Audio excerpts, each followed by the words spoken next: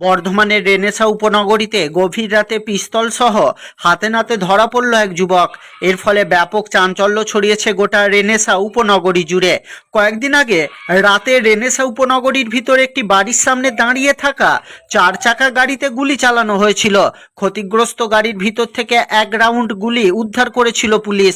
সেই ঘটনার তদন্ত করছে পুলিশ।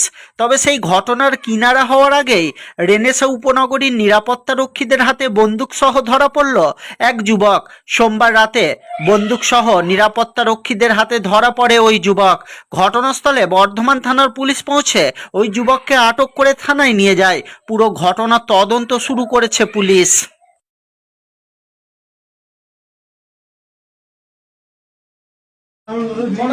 কে পাঠিয়েছে বল, কিচ্ছু করবো না। কে পাঠিয়েছে বল। তুমি যাকে এই করছো সন্দেহ করছো, আমার নাম্বার পাসওয়ার্ড বল। नहीं सर 3519। বর্ধমান রেনেসার সিকিউরিটি গত 1-2 দিন আগে একটা ঘটনা ঘটেছিল। ঘটনা বলতে কি, বন্দুক নিয়ে কোনো গাড়িতে ফায়ার করেছিল। ফায়ার করে সেটা নিয়ে একটা প্রতিবাদ করে এখানকার রেসিডেন্সি। ঠিক আছে, ওনাদেরও যেটা বলা যে এখানে কোনো পরিষেবা বা সেফটি পাচ্ছি না, সেটা নিয়ে আমাদের একটা বিশাল খারাপ লাগে নিজেদেরকে, যে হ্যাঁ এরকম দ্বারা ঘটনা ঘটেছে। আমরা কিন্তু সেইভাবে প্রস্তুতি নিয়ে আমরা ডিউটি করছিলাম।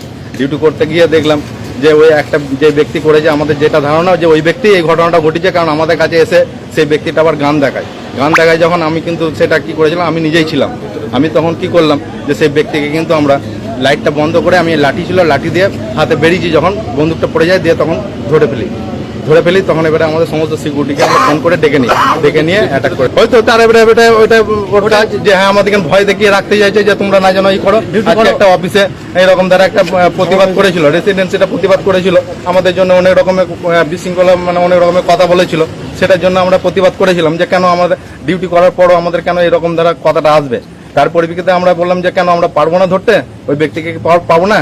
তো আমরা সেইভাবে চেষ্টায় ছিলাম। দেখছি ও বাবা ব্যক্তি, তো আমরা কি চেষ্টা করবো, ওই ব্যক্তি আমাদেরকে চমকাতে আসছে। এটা বার করেছে, ফোনটা বার করেছে, মোবাইলটা, আর এক হাতে দেখছি বন্দুকটা আমাদেরকে দেখাচ্ছে। কি বলছে, বন্দুকটা বার করে বলছে যে কি করছিস তোরা ভেতরে, এইভাবে বলছে। দিয়ে আমি সেই সময় লাইটটা বন্ধ করে দিয়ে হাতে লাঠি ছিল আমার, লাঠিটা যখন এবারে মেরে দিই বন্দুকটা পড়ে যায়। বন্দুক যখনই পড়ে যায় আমরা এসে টিপে 2 জন ছিলাম, 2 জনে মিলে টিপে ধরার পর তারপরে ফোন করে সব ছেলেদেরকে ডেকে নিই, দিয়ে এইভাবে করতে থাকি। তারপরে হঠাৎ করে আমাদের অফিসের স্টাফ, হ্যাঁ উনি হয়তো ফোন করেছেন, পুলিশ এসেছিলেন, পুলিশ এসে হ্যাঁ তো আমরা ছিলাম এখানে, হঠাৎ দেখি হাতে পিস্তল, আমরা করে নার্ভাস খেয়ে যাই।